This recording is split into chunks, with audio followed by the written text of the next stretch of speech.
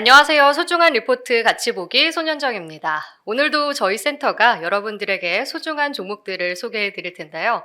애널리스트가 직접 작성한 리포트를 바탕으로 자세하게 풀어드리는 시간입니다. 자, 그럼 첫 번째 종목부터 만나보겠습니다. 김경민 애널리스트 함께 하겠습니다. 안녕하세요. 네, 안녕하십니까. 네. 오늘은 저희에게 특별히 두 종목을 소개해 주실 텐데요. 먼저 제우스라는 종목에 대해서 알아보도록 하겠습니다. 어떤 기업인지 간략하게 들어볼까요? 네, 제우스는 역사가 오래된 기업입니다. 반도체 소부장 회사고요. 그중에 세정 장비를 만들고 있습니다. 설립 연도는 1970년이고요. IPO 당시에만 하더라도 주력 매출이 반도체 쪽이 아니고 디스플레이 LCD라고 불리는 그 당시 디스플레이 장비 쪽에서 매출이 주로 발생했습니다. 지금은 회사가 많이 바뀌었어요. 그래서 반도체 세정 장비에서 시장 점유율 40%를 국내에서 기록하고 있고 해외 매출도 많습니다. 그래서 작년도 전체 매출 중에 3천억 가까운 금액이 해외, 특히 동아시아 지역에서 발생한 것으로 추정이 되고 있습니다. 네. 디스플레이에서 반도체 세정 장비로 변신에 성공한 기업인데요. 그럼 지금 주력으로 하고 있는 이 제우스의 세정 장비를 비롯해서 어떤 제품들, 어떤 사업을 하는지 한번 자세히 살펴볼까요? 네, 코스닥 시장에 상장한 이후에 17년 동안 제우스의 모습이 많이 바뀌었습니다. 네. 반도체 세정 장비가 주력 아이템으로 자리 잡았고요. 또 로봇 유통사에서 로봇 제조사로 탈바꿈을 하고 있습니다. 네. 창업 초기에는 산쿄 세케이라는 일본 회사에서 로봇을 수입해서 한국에 공급을 했고요. 당시에는 역시 그 반도체 쪽이 아니라 디스플레이용 반송용 로봇을 취급했었는데요. 이제는 자체 브랜드로 공급 가능한 로봇을 전시를 합니다. 그래서 지난 2023년 3월에 코엑스에서 열렸던 스마트 네. 팩토리 전시회 다녀왔는데요. 네. 그 전시장에서도 역시 제우스의 로봇을 만나볼 수 있었고요. 네. 이 로봇도 브랜드가 있습니다. 음. 그래서 제로라는 이름으로 브랜딩이 되어 있고요. 네. 주로 고객사의 자동화 공정을 위해서 개발된 다관절 로봇입니다. 그래서 이거는 반도체나 디스플레이뿐만이 아니라 일반 산업용으로 쓰이고 있고요. 제우스 내에서 로봇 관련 개발 인력은 한 20명을 상회하고 있고 전체적으로 로봇 그 관련된 사업 중에서 연구개발뿐만이 아니라 여러 가지 영업이라던가 관리 인력까지 포함하면 100명을 상회하는 많은 인력이 지금 로봇 사업에 정말 그 진심을 보이면서 성장을 추진하고 있습니다. 네. 본업인 세정 장비도 잘 하고 있고요. 그 세정 장비는 반도체를 한 장 처리하는 경우에는 싱글 타입, 네. 여러 장 처리하면 배치 타입이라고 하는데요. 싱글 타입, 배치 타입 둘 다 모두 잘 하고 있습니다. 네. 그럼 로봇까지 이제 함께 영위하고 있는 제우스인데 일단 주력은 이 반도체 세정 장비니까 이쪽의 전방 산업을 한번 살펴보고 갈까요? 네, 지금 반도체 전방 산업 좀 말씀드리면 안 네. 좋습니다. 네. 네, 안 좋습니다. 그러다 보니까 요 장비 제조사들이 신규 성장 동력 확보를 위해서 노력 중인 것 같아요. 그래서 과거에는 뭐 삼성전자 매출이 많이 나오는지, SK 하이닉스 매출이 많이 나오는지 이런 것들이 중요했는데 지금은 사실 제반 환경이 많이 달라진 것 같습니다. 그리고 이제 삼성전자나 SK 하이닉스도 설비 투자의 관점이 많이 달라진 것 같아요. 그러니까 삼성전자는 TSMC와의 점유율 격차를 좁히려면 비메모리 투자를 많이 해야 되고 그리고 사실 작년까지는 시장에서 별로 관심이 없던 AI 쪽에서 지금 그 HBM이라고 불리는 고대역폭 프리미엄 메모리에 대한 수요가 갑자기 네. 늘어났습니다. 원래 이쪽 제품은 SK 하이닉스의 전사 매출 비중의 1% 정도밖에 안 됐는데 지금은 거의 20% 가까이 올라왔어요. 디램 내에서. 그래서 네. 이 설비 투자의 방향성도 많이 다르고요. 그러다 보니까 반도체 장비 회사들이 이쪽 트렌드에 맞추시면서도 여기만 또 의존할 수는 없고 신성장 동력을 확보해야 되는 그런 상황들입니다. 그래서 조금 정리를 해보면 네. 국내 고객사만 무조건 바라보지 않고 해외 매출을 늘리는 기업들, 제우스가 그런 기업 중에 네네. 하나고요. 기존에 아시는 기업 중에 뭐 주성 엔지니어링, 파크 시스템스, 네. PSK 이런 네. 기업들도 다 해외 매출이 유의미하게 있는 기업들이고요. 그 다음에 과거에는 전공정만 다들 관심 있었는데 요즘은 후공정이 너무너무 중요해져서요. 그래서 세정 장비도 역시 전공정, 후공정 다 쓰이고 있고 이것만 하는 게 아니라 기업 가치의 상승을 위해서 네. M&A를 한다던가 아니면 뭐 로봇 사업, 뭐 자동화 설비 이런 아니면 또는 2차 전지 장비 이런 식으로 다들 뭔가 확장을 하면서 기업 가치에 정말 신경을 많이 쓰고 있는 그런 모습들이 감지가 되고 있습니다. 그러니까 되게 변화를 잘 따라가고 있는 그런 회사다라는 게 느껴지는데 뭐 해외 매출 그리고 후공정 확대 그리고 새로운 신사업 추진 이 세 가지를 모두 충족하고 있는 제우스인데요. 자, 그럼 투자 포인트는 어떤 걸 짚어보실까요? 예, 두 가지를 말씀드리고 싶습니다. 일단 세정 장비에서 너무 잘 하고 있습니다. 네. 사실 예전에는 시장에서 세정 장비에 관심이 없었어요. 반도체라고 하면 주로 노광, 식각, 증착 약간 이런 좀 것. 비싼 것들. 아, 예, 네. 맞습니다. 장비 가격들이 다 네. 비싸잖아요. 뭐 몇 천억짜리도 있고, 뭐 식각 같은 경우는 뭐 100억, 80억 굉장히 많거든요. 그런데 세정 장비는 사실 좀 관심이 없었다가 지금은 반도체가 너무 미세화되니까 예전에는 좀 허용이 되던 조그만 파티클도 지금은 허용이 안 됩니다. 이런 것들이 다 이제 수율을 떨어뜨리는 이슈가 되기 때문에 세정 장비도 계속 좀 중요성을 많이 좀 인정을 받고 있어요. 그래서 그 제우스 같은 경우도 액체류 케미칼을 이용한 세정 장비뿐만이 아니라 그 고온 황산을 이용한 그런 좀 신규 장비들도 같이 하고 있습니다. 그리고 아까 말씀드렸던 것처럼 경우에 따라서 고객사들이 웨이퍼를 한 장 한 장 세정하는 싱글 네. 타입을 선호하는 경우도 있고 네. 이게 굉장히 이제 좋긴 한데 너무 느려요. 음. 반도체는 시간과의 싸움이고 그쵸. 특히 메모리 반도체는 오. 뭔가 해야 될 일이 있을 때 제한된 시간 내에 빨리 정확하게 해야 됩니다. 그래서 이렇게 한 장 한 장 처리하는 싱글 타입뿐만이 아니라 한 번에 몇십 장씩 세정하는 방식, 이거를 저희가 이제 배치 방식이라고 하는데 이쪽도 역시 세정 장비 쪽에서 점유율을 높게 차지하고 있습니다. 그래서 세정 잘 하고 있고요. 그리고 로봇 같은 경우는 사실 예전에는 반도체 장비사가 로봇 한다고 하면 뭔가 다른 마음을 품는 게 아니냐 네. 이렇게 의심하는 눈초리가 있었는데 제우스는 실제로 거의 한 2010년 이후에 조금씩 사업을 준비를 했고 대외적으로 그러니까 언론이나 이런 것들을 통해서 로봇 사업에 진심이다라는 걸 보여주는 건 한 2020년 전후인 것 같아요. 그래서 뭐 최근에 아까도 말씀드렸던 것처럼 그 코엑스에서 열렸던 스마트 공장 자동화 산업전에 참가하기도 했고 그리고 다양한 로봇들을 공급을 하고 있습니다. 사실 로봇도 종류가 많아요. 그래서 네. 저희가 X축, Y축으로 직선 방향으로 움직이는 것들은 직교 좌표 로봇이라고 하고 리니어 로봇 이런 거. 네, 맞습니다. 예, 맞습니다. 그리고 그 밖에 뭐 델타형 로봇도 있고 굉장히 다양한 종류가 많은데 네. 제우스 홈페이지 가보시면 여러 가지 형태의 다양한 로봇에 그냥 단순히 유통만 하시는 것이 아니라 이미 연구 개발을 많이 하고 그리고 그 고객사도 반도체 디스플레이만 한정하는 것이 아니라 다양한 산업군으로 영업을 하고 있다는 것을 정말 피부로 느끼실 수가 있습니다. 네. 이렇게 다양하게 또 신사업도 하고 있는 만큼 작년에 좀 실적이 좋았거든요. 근데 올해 실적은 좀 어떻게 전망을 하시나요? 네, 그 회사 자체는 계속 변화를 하고 계신데 아무래도 전사 기준으로는 그 메모리 비중이 좀 높으시고 그리고 이제 삼성전자나 SK하이닉스 같은 국내 메모리 반도체 고객사향 매출 비중이 높으세요. 그래서 네. 저도 올해는 좀 실적이 감소할 것 같습니다. 그래서 작년도에 정말 실적이 좋았어서 매출이 사상 처음으로 네. 5천억이 됐거든요. 네. 사실 반도체 장비사가 매출 5천억을 달성한다는 건 정말 너무 대단한 겁니다. 왜냐하면 이게 장비들이 몇 천억짜리나 막 100억, 200억짜리가 아니기 네네. 때문에 몇십억짜리 팔아서 그거를 5천억 만든다는 건 정말 너무너무 어려운 일이고요. 그런데 올해는 안타깝게도 5천억 매출은 힘들고 네. 저는 한 4,492억 정도 보고 있고 영업이익도 이게 장비사가 매출 좋을 때는 영업이익도 확 늘어나는데 네. 반대로 매출이 감소할 때는 그 공헌 이익률 영향 때문에 영업이익이 좀 더 많이 감소하는 경향이 있어요. 아쉽지만. 그래서 네. 올해 영업이익은 저는 269억 정도 보고 있습니다. 네. 가장 큰 이유는 고객사 중에 SK하이닉스 설비 투자가 전년 대비 거의 절반 수준이에요. 그래서 부정적 영향을 받고요.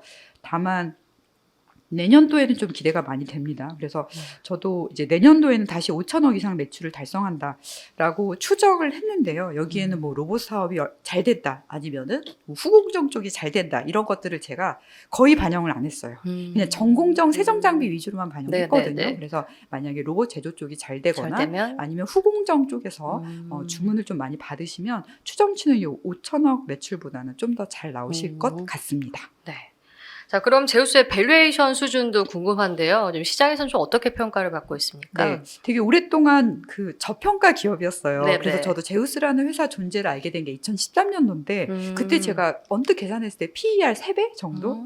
네, 그래서 정말 너무 심각하게 네네. 저평가된 기업이었고, 다만 이제 이 회사가 해외 매출도 늘고 그리고 세정 장비에 대해서 시장의 인식이 바뀌니까 밸류에이션이 좀 올라오긴 했지만, 네. 그래도 제가 자료 쓸 당시에 보면 내년도 실적 기준으로 2024년도 PER 밸류에이션이 12.7배였거든요. 근데 이제 코스닥 지수는 16.5배니까 아직도 좀 예, 저평가돼서 아쉬운 부분이 있습니다. 그래서 네. 저는 이제 올해 상반기까지는 좀 실적이 SK하이닉스 투자 부진 때문에 좀 부진하지만, 지금 이제 반도체 업황 턴어라운드가 조금씩 얘기가 되고 있고, SK하이닉스 쪽에서도 올해는 설비 투자가 전년 대비 절반이지만 내년에 또 그렇게 하면 정말 안 되는 상황인 것 네네. 같아요. 지금 이제 후공정 관련돼서 TSV라는 기술에 대한 투자도 필요하고, 고객사들이 또 HBM 다음 네. 버전에 대한 네. 주문도 좀 많이 이제 필요로 하시는 상황인 것 같고, 그다음에 SK하이닉스가 올해 딜에 미세화 투자를 거의 안 했거든요. 이게 미세화를 해야지만 더 많은 양을 판매할 수 있는데, 미세화를 안 하면 결론적으로 나중에 마켓 쉐어를 훼손하게 됩니다. 그래서 올해 미세화 투자를 너무 안 했기 때문에 네. 내년도에는 이렇게 가면 정말 너무너무 안 되는 상황이에요. 그래서 내년도에 SK하이닉스가 설비 투자를 늘리고, 그리고 삼성전자도 올해는 인프라 투자 위주로 하셨는데 내년도에 네. 좀 더 전공정 투자하시면 제우스도 내년도에는 실적이 많이 좋아지니까요. 그러면 이런 것들은 사실 주가에 되게 선행적으로 반영이 되잖아요. 그래서 네. 저는 올해 하반기를 기점으로 밸류에이션 저평가 탈피할 가능성이 높다고 보고 있습니다. 그래서 저희가 자료 쓸 당시만 해도 시가총액이 5천억이 안 됐거든요. 안 됐죠. 근데 근데 지금은 지금은? 넘었습니다. 네. 그래서 애널리스트로서 굉장히 보람을 많이 느끼고 있습니다. 네. 자, 그럼 제우스는 혹시 리스크는 어떤 것들이 있을까요? 네, 이 회사가 상장하고 나서 거의 17년 동안 굉장히 많이 변신했기 때문에 리스크가 별로 없는 것 같아요. 네. 그래서 이제 반도체 소부장 기업들 보시면 이미 상장한 지 오래됐고 그동안 이제 고객사들하고 굉장히 좋은 관계를 유지했기 때문에 기업의 안정성이 되게 높은 기업들이 몇 네네. 군데가 있습니다. 그래서 제우스도 그런 기업에 해당이 되고, 기존에 알고 계신 기업 중에 코스닥 그 글로벌 세그먼트 지수에 포함된 뭐 솔브레인 홀딩스라던가 네. 아니면은 원익 IPS, 원익 IPS. 예, 이런 기업들이 역사도 오래되고 사실 리스크도 별로 없는 그런 기업들이고, 제우스도 거기에 해당이 되는 것 네네. 같아요. 다만 이제 굳이 리스크를 말씀드린다라고 생각하면은 해외 매출이 거의 3천억 가까이 나오니까 네. 그 환 변동 리스크가 좀 있는 것 같아요. 그래서 네. 내년 예를 들어서 제가 매출액 5천억 생각을 했었어도 사실 환율을 아주 정교하게 반영을 못 하잖아요. 네네. 그래서 매출 추정치가 뭔가 시장에서 생각하는 것보다 좀 달라질 수 있는데 그거는 뭔가 수주 변동성보다는 제 생각에는 환율의 변동성 때문에 발생할 가능성이 있다. 네. 근데 사실 그거는 매크로적인 이슈고, 그렇죠. 시장 위험이니까. 네, 시장 위험이고 회사의 의지랑은 좀 무관한 네. 부분이기 때문에 제가 리스크라고 이렇게 작성은 했지만 투자하시는 우리 주식 투자자분들께서는 너무 요거를 심각하게 받아들이지 않으셨으면 좋겠습니다. 네, 지금까지 제우스에 대한 분석을 들어봤고요. 이번에는 이어서 다음 종목으로 넘어가 보겠습니다. 라온테크라는 종목입니다. 어떤 종목인지 먼저 소개를 해주실까요? 네, 라운테크에 대해서 말씀을 드리겠습니다. 이제 라운테크는 로봇 기업인데요. 사실 로봇이 종류가 많아요. 그쵸. 그래서 그냥 저희가 그 제지 공장 이런 데 네. 가면 엄청나게 빛의 속도로 움직이는 산업용 로봇도 있고, 네. 그게 아니라 요즘은 이제 커피숍이나 맞아요. 식당 협동 가면 로봇 같은 도 있고. 예, 네. 그리고 이제 로봇도 정말 너무너무 많은데 라운테크는 이제 반도체 공정에 특화된 로봇을 만들고 있습니다. 네네. 그래서 이 회사 역사를 살짝 말씀드리면 2000년 3월에 테크노넷이라는 법인명은 설립이 됐어요. 네. 그래서 아마 그 2000년 전후에 벤처 붐이 사실 한국이든 미국이든 굉장히 좀 컸었거든요. 네. 그래서 지금 이제 요즘 이제 제가 분석을 하다 보니까 소프트웨어 회사도 그렇고 뭐 로봇 회사 그리고 장비사들도 2000년 전후에 처음 설립된 회사들이 굉장히 많더라고요. 그래서 라운테크도 그때 설립이 네. 됐고, 처음에 회사 이름은 테크노넷이라는 곳이었습니다. 그러다가 이제 2002년 6월에 나온테크로 바꿨고요. 네. 실제로 반도체용 로봇을 개발하신 거는 한 2006년도부터인 것 같아요. 제가 옛날 뉴스 다 뒤져봤는데 네. 2006년부터 뉴스가 나오더라고요. 네. 그리고 그때 로봇 전문 기업은 지금하고 되게 다릅니다. 그래서 그 당시에 대기업 뭐 분과위원회 담당 음. 기업이 뭐 삼성전자 또는 한화 에어로스페이스 엄청 큰 기업들이 있군요. 네. 그다음에 뭐 현대중공업. 네. 근데 사실 이 회사는 로봇 전문 기업인가 조금 지금은 잘 네, 모르겠네요. 좀 다르죠. 네. 네. 그리고 뭐 두산 메카텍. 네, 음. 두산은 지금 이제 음. 그룹 전체적으로 로봇 사업에 진심이시고 LG전자도 그 당시에 로봇 전문 대기업으로 네. 네, 그 분야별 위원회에 참가를 했고 중소기업들은 이제 라운테크도 있었지만 뭐 마이크로 로봇 이런 회사에서는 이 회사는 안타깝게도 2012년에 상장 폐지하셨고요.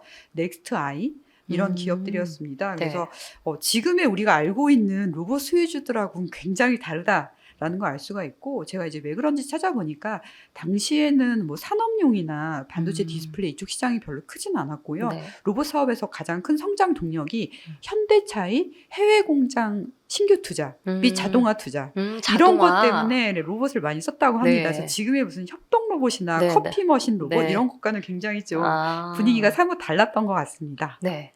그래도 좀 꽤 오랫동안 좀 역사를 이어오고 있는 그런 라운테크라고 볼 수 있는데 그럼 반도체 이송 로봇을 만드는 기업입니다. 이 로봇에 대한 자세한 설명도 듣고 싶은데요. 네, 보통 로봇이라고 하면 팔이 달려 있거나 아니면 네. 이렇게 뭔가 집어내는 걸 많이 생각하실 거예요. 네. 아니면은 이제 산업 현장에서 이렇게 돌아다니는 로봇 생각하실 텐데 기본적으로 이쪽은 좀 이송 로봇이 많은데 웨이퍼를 옮깁니다. 그래서 네. 제가 이제 이 사진들을 보다 보니까 마치 그 후라이팬을 들고 있는 저의 모습이 생각이 나더라고요. 그러니까 네. 웨이퍼가 동그라니까 이건 네, 네. 프라이팬이고 네. 로봇 팔들이 있거든요. 팔이 정교하게 움직이니까 여러 개 이렇게. 프라이팬을 정교하게 움직이는 그런 저의 모습이 생각났습니다. 그래서 2006년도부터 반도체 공정용 로봇을 개발을 했고 2008년도에는 한꺼번에 그 4개의 프라이팬, 즉 4개의 웨이퍼를 옮기는 그런 다관절 웨이퍼 이송 로봇도 개발하셨어요. 그리고 요렇게 팔이 늘어나면, 그러니까 전 지금 팔이 2개라서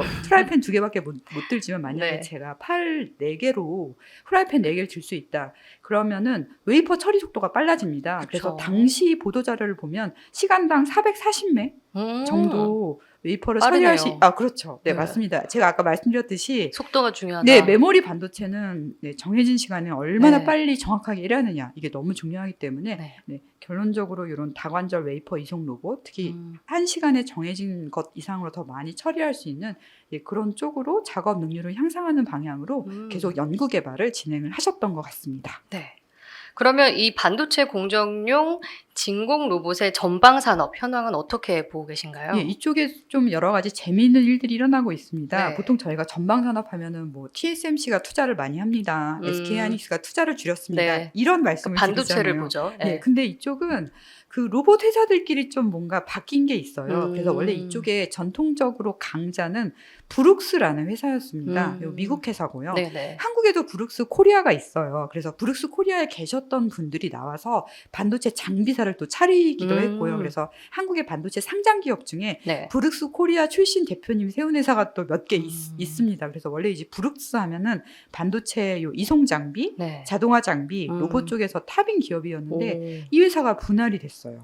예, 분할이 돼서 보통 저희가 로봇 하면은 반도체나 산업용 생각을 네. 많이 하시는데 생명공학 쪽에서도 로봇이 많이 쓰입니다. 그래서 브룩스도 요 반도체, 그러니까 IT 쪽이랑 생명공학 쪽 자동화가 있었는데 요거를 분할을 하고요. 요 반도체 IT 쪽 사업이 사모펀드에 매각이 됩니다. 네. 예, 그래서 원래는 브룩스가 상장 기업이었거든요.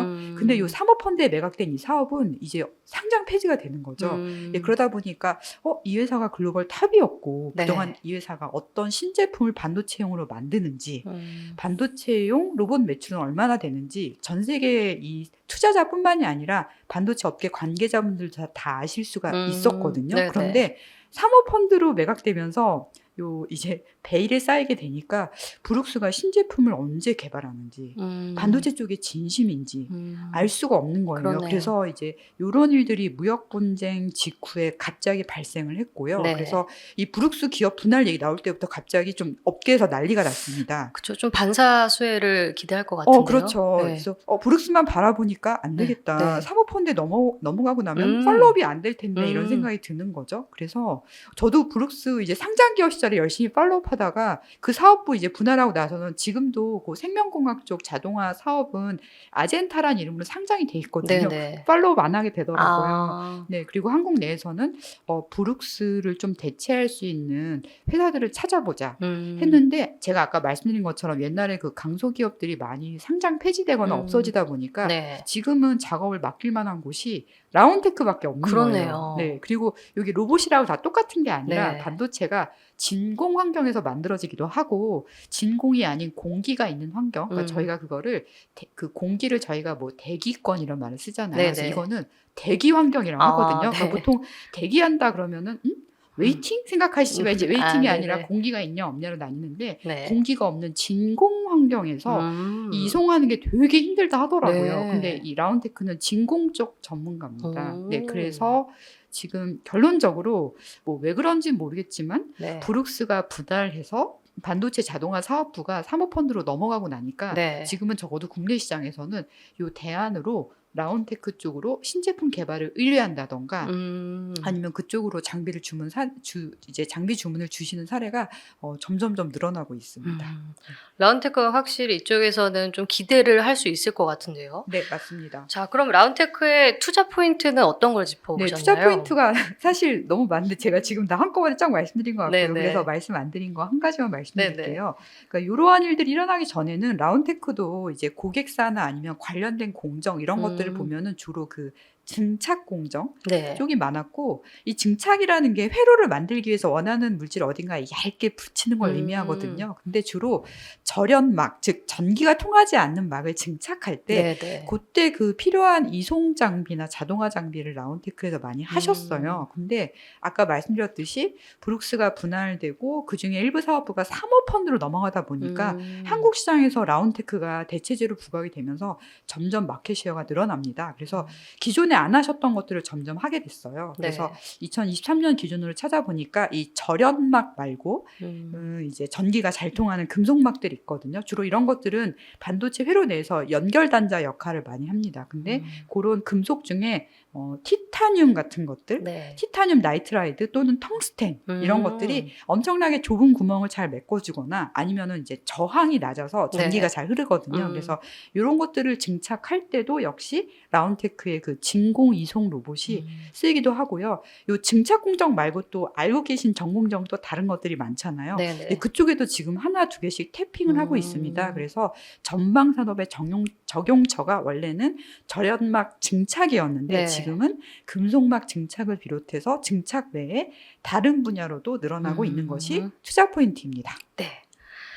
그런데 앞서 본 이 제우스와 마찬가지로 올해는 이 전방산업, 이 반도체 메모리 쪽이 워낙 부진하다 보니까 영향을 받을 것 같은데 실적은 좀 어떻게 보셨나요? 네, 그 이제 라운테크가 안타깝게도 최대 고객사가 SK 하이닉스예요. 네. 그래서 아까 그 SK 하이닉스는 설비 투자를 절반 줄이잖아요. 네네. 그래서 영향을 받긴 받습니다. 그래서 사실 좀 1분기에도 이제 매출하고 영업이익이 다 전년 동기 대비 좀 감소해서 안타까웠고요. 네. 다만 옛날 같으면은 SK 하이닉스에만 납품하면 삼성전자까지 납품하는 게 좀 상도 이상 어려웠거든요. 그쵸, 어렵죠. 그런데 다행히 라운테크가 그 코넥스에서 코스닥 시장으로 이전 상장하시기 직전에 삼성전자 양산 장비에 들어갔어요. 그래서 지금은 비록 SK 하이닉스 매출 비중이 제일 높지만 네. 삼성전자 매출 비중도 30% 정도로 적지 오, 않거든요. 높은데요? 네, 그래서 메모리 업황만 좋아지면 제 생각에는 SK 하이닉스와 삼성전자로부터 이제 그쪽은 엔드 유저 기준이고요. 그쪽에 네네. 납품하시는 전공정 장비 고객사들께서 주문을 많이 주실 것 같습니다. 그래서 네, 올해는 저도 실적이 좋다라고 인간적으로 말씀 못 드리지만 내년에 메모리 업황 턴하면 이중으로 수혜가 올 거다라고 기대를 하고 있습니다. 네. 자, 그럼 라운테크의 밸류에이션도 한번 판단을 해볼까요? 네, 밸류에이션이 높더라고요. 그래서 사실 반도체 장비사 하면은 요즘 네. 코스닥 지수보다 낮은 경우가 많은데 네네. 왜 PER 밸류에이션이 높은가 생각을 해보니까 이제 이런 것 같습니다. 저희가 PER 구할 때 네. 사실 이제 위에는 시가총액이 좀 올라가고 밑에는 순이익이. 네, 순이익이 올라가는데 올해 제가 이제 SK 하이닉스 그 투자 부진 때문에 올해 이익이 안 좋다고 했잖아요. 그러니까 저희가 PER 구할 때 분모에 분모가 해당되는 작아지니까. 순이익이 작으니까 네. PER 값이 좀 커 보이는 것 같긴 해요. 음. 그래서 저도 조금 이거는 PER이 높은데 좀 건전한 그 고평가는 아니다. 요거는 우리가 분모를 좀 뜯어봐야 되는 그런 밸류에이션이라 생각은 하고, 네. 다만 내년도 혹시 이렇게 업황 좋아지고 뭐 삼성전자나 SK하이닉스 투자회복의 수혜를 볼 때 PER이 어떻게 될 거냐? 저는 그때도 높게 유지가 될 것 같아요. 왜냐하면 이 반도체 이송장비, 특히 진공 쪽의 로봇 회사는 제가 알기로는 한국 상장 기업 중에 여기밖에 없어요. 오. 예, 그리고 이 회사가 2000년부터 지금까지 23년 동안 이거를 해왔잖아요. 네네. 그래서 다른 기업들이 이거를 쉽게 따라잡는 게 너무너무 힘들 것 같고, 그리고 브룩스가 만약에 사모펀드에 지금 그 사부가 팔렸는데 네. 다시 이게 또 어딘가에 매각돼서 상장을 또 하면 모르겠지만 네네. 그렇지 않은 이상 적어도 국내에 있는 고객사들은 라운테크에 주문을 많이 줄 것 같거든요. 그리고 라운테크가 의외로 해외 매출이 좀 많습니다. 네네. 왜냐하면 SK하이닉스로 장비 납품하시는 회사들이 중국으로 수출도 많이 하시거든요. 그러니까 그 해외로 그 장비가 갈 때 라운테크의 자동화 장치도 같이 네네. 수출이 돼요. 그래서 지금 내년도 업황 회복, 그리고 의외로 해외 매출 비중이 적지 않다라는 걸 감안하면은 내년도에도 이 PER 고평가는 계속 유지가 될 것 같고, 다만 이게 분모가 작아서 고평가된 것처럼 보이는 게 아니라 네네. 정말 분자가 커져서 네. 시가총액이 내년에는. 커져서 PER 밸류에이션이 높게 유지가 될 것 같습니다. 네. 자, 그럼 마지막으로 라운테크의 리스크는 좀 어떤 게 있을까요? 네, 그 SK 하이닉스발 리스크가 가장 큰 것 같아요. 이게 이제 한국에서 창업이 됐고, 네, 초기에 고객사가 SK 하이닉스였기 때문에 어쩔 수 없는 부분인 것 같고요. 네네. 다만 기업 측에서 정말 많이 노력하셔서 삼성전자 벤더로도 등록이 됐기 때문에 이 창업 초기부터 20년 가까이 존재하던 이 리스크는 비록 지금은 현재 진행형이지만 네, 앞으로는 작아질 것이다. 라고 생각을 하고 있고, 네. 내년도 실적, 특히 매출 브레이크다운 중에 엔드 유저별 매출 브레이크다운을 통해서 이거를 확인할 수 있을 것이다 라고 생각을 하고 있습니다. 네. 알겠습니다. 이렇게 오늘 저희에게 제우스와 라운테크 두 종목 분석을 해주셨습니다. 김경매 애널리스트 함께했습니다. 오늘 말씀 고맙습니다. 네, 감사합니다.